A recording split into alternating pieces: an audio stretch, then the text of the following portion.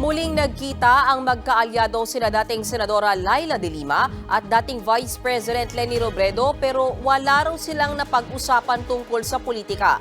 Si dating Pangulong Rodrigo Duterte naman may mga patutsyada kay de Lima. Nasa frontline ng balitang yan si Jenny Dongon. Ako na lang sana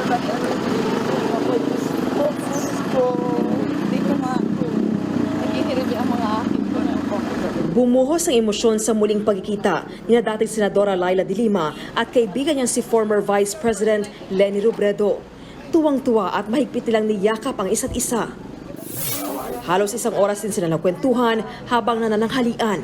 Masayang-masaya ako na kahit napakatagal ng hustisya nangyari din, alam natin na mahabang panahon yung isinakripisyo, maraming nawala na hindi na mababalik. Pero finally nakalabas na siya. Sabi pa ni Robredo, wala raw muna silang pinag-usapang politika. She deserves na bigyan muna ng panahon na yung personal affairs niya, ayusin niya. Bago pa man isipin yung mga next steps for the opposition or next steps for the party, mahabang panahon yung ika-catch up niya para sa sarili niya. Bukod kay Robredo, binisita rin ni Atty. Laila ang puntod ng kanyang amang si Commission on Elections Commissioner Vicente de Lima. Sa isang programa sa SMNI, nagsalita na si dating Pangulong Rodrigo Duterte kaugnay sa pansamantalang paglaya ni de Lima. Pero tikom ang kanyang bibig sa naging desisyon ng korte na payagang magpiyansa ang dating senadora. I would not want to question the wisdom of the court in granting sa judge yan. So I will not discuss. Nagpatotsyada naman si Duterte sa pahayag ni de Lima na balak niyang tulungan ang ICC sa investigasyon sa war on drugs ng nakaraang administrasyon.